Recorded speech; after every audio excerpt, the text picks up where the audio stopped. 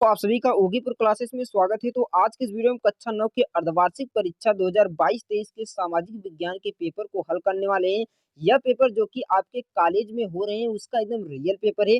यह पेपर आपके सभी जिलों के लिए इम्पोर्टेंट होने वाला है। अभी तक अगर आपका अर्धवार्षिक एग्जाम नहीं हुआ है तो सभी जिलों के लिए काफी इंपॉर्टेंट होने वाला है, इसलिए पूरा पेपर हल करके जरूर जाइएगा। यह पेपर आपके लिए सभी जिलों में इम्पोर्टेंट है क्योंकि आपके पेपर में इसी प्रश्न को पूछा जाता है। यही प्रश्न बार-बार इसी में से पूछे जाएँगे क्योंकि यह पेपर जो कि एकदम रियल पेपर है।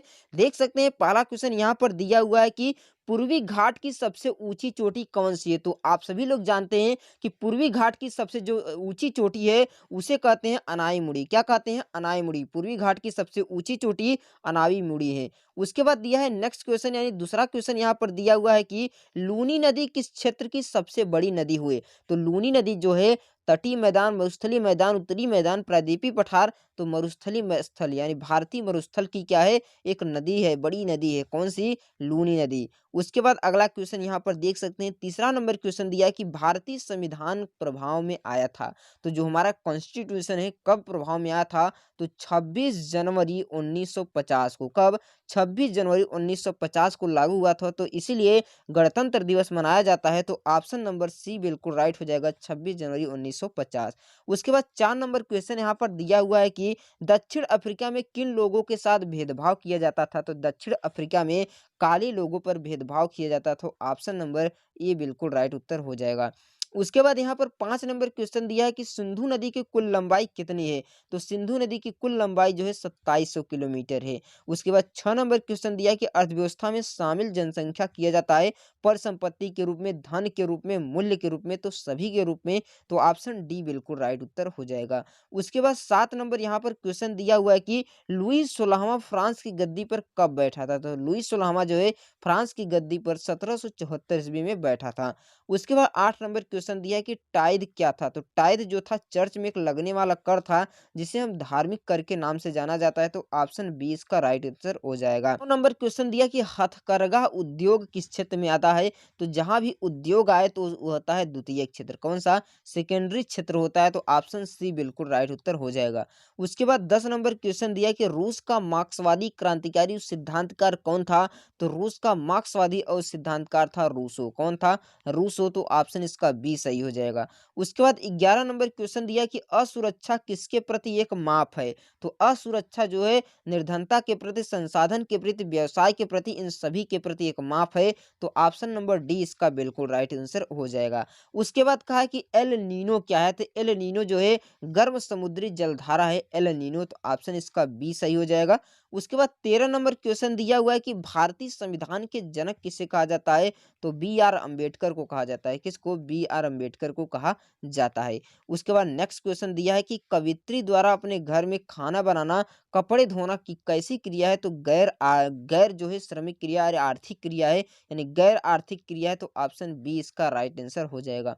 उसके बाद 15 नंबर क्वेश्चन दिया है कि बोल्शेविक नेता था, तो बोल्शेविक का नेता कौन था? तो बोल्शेविक का नेता जो था व्लादिमीर लेनिन था। कौन था? व्लादिमीर लेनिन था। उसके बाद 16 नंबर क्वेश्चन दिया हुआ है कि निम्नलिखित में से कौन सी नदी प्रायद्वीपीय भारत की सबसे बड़ी नदी है? तो प्रायद्वीपीय भारत की जो सबसे बड़ी नदी है वह गोदावरी है। कौन है? गोदावरी, तो ऑप्शन इसका बी राइट आंसर हो जाएगा। उसके बाद 17 नंबर क्वेश्चन यहाँ पर दिया है कि देश में संकट काल की घोषणा कौन करता है? तो देश में जब संकट आता है तो इसकी घोषणा राष्ट्रपति करता है। कौन? राष्ट्रपति करता है, तो ऑप्शन इसका ए राइट आंसर हो जाएगा। उसके बाद 18 नंबर क्वेश्चन दिया हुआ है कि सामाजिक समझौते के आधार पर सरकार की वकालत किसने की थी? तो रूसो ने की थी, तो ऑप्शन नंबर इसका सी राइट आंसर हो जाएगा। उसके बाद 19 नंबर क्वेश्चन दिया हुआ है कि जनगणना के अनुसार गुलबर्ग कर्नाटक की जनसंख्या कितनी थी? तो इसका उत्तर आपको कमेंट बॉक्स में बताना है कि जनसंख्या जो कर्नाटक की कितनी है 2011 के अनुसार। उसके बाद दिया है कि 20 नंबर क्वेश्चन शिक्षित माता-पिता ज़्यादा किस पर निवेश करते हैं? बच्चों की शिक्षा पर, कार खरीदने पर, मकान बनाने पर, किसी पर नहीं, तो बच्चों की शिक्षा पर करते हैं, तो ऑप्शन नंबर बी इसका बिल्कुल राइट आंसर हो जाएगा। उसके बाद पार्ट बी से दिया है क्वेश्चन की पहला क्वेश्चन दिया है कि फ्रांस की क्रांति के पूर्व फ्रांस की आर्थिक दशा कैसी थी? वृष्टि छाया प्रदेश किसे कहते हैं? तो आप पर्वतीय छाया का क्या अर्थ होता है? भारतीय धर्मनिरपेक्ष राज्य को स्पष्ट कीजिए। बारहमासी और मौसमी मंडियों में अंतर बताना है। सदाबहार और पर्णपाती अंतर बताना है जो कि पतझड़ होते हैं। सर्व शिक्षा अभियान के बारे में लिखना, इसका लक्ष्य क्या है? इन सभी क्वेश्चनों का अपने बुक से इसका आंसर लिख लेंगे जो कि काफ़ी सरल क्वेश्चन है। उसके बाद यहाँ क्वेश्चन दिया है कि भारतीय स्थलीय और तटीय सीमाओं का वर्णन करना है। भारतीय 4 ऋतुओं का नाम लिखना है। लोकतंत्र के गुणों का वर्णन लिखना है और लोकतंत्र की दूसरी अन्य सरकार से क्यों बेहतर है, तो इसके बारे में बताना है।